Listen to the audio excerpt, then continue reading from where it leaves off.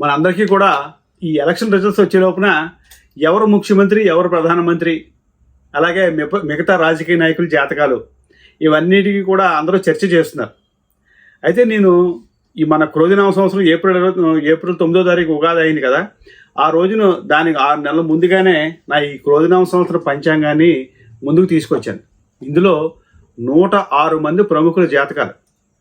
ఇదే కాకుండా మనం చూడండి, ఇరాన్ ఇబ్బందుల్లో పడింది, ఇరాన్ జాతకం కూడా ఉంది. అంటే ప్రపంచం ఫలితాలు ఇవన్నీ కూడా ఉంటాయి. నన్ను అడిగే బదులు శుభ్రంగా ఈ పంచాంగం కొనుక్కుంటే మీకు అన్నీ ఉంటాయి. కానీ కొంతమంది ముఖ్యమంత్రి, ప్రధానమంత్రి అడుగుతున్నారు కాబట్టి ఈ వీడియో చేస్తున్నాను.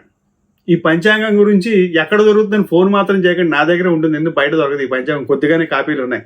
ఈ వీడియోలో ఆంధ్ర రాష్ట్రానికి కాబోయే ముఖ్యమంత్రి ఎవరని చెప్తాను. దీని మీద కూడా ప్రత్యేకమైన వ్యాసం ఉంది ఈ పంచాంగంలో, అది కూడా చదువుకోవచ్చు. నేను శ్రీ జగన్మోహన్ రెడ్డి గారిది, శ్రీ చంద్రబాబు నాయుడు గారిది జాతకాలు క్షుణ్ణంగా పరిశీలించాను.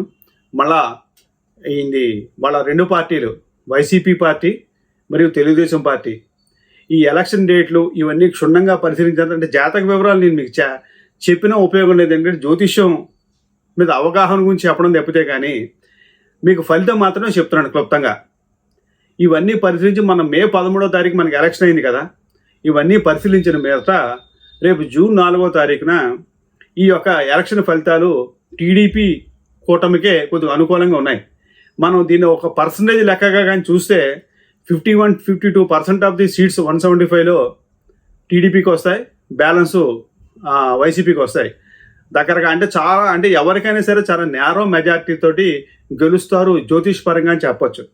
ఇక్కడ ఒక చిన్న అభ్యర్థన ఏంటంటే, మేము ఏ పార్టీకి అనుకూలం కాదు, ఏ పార్టీకి ప్రతికూలం కాదు.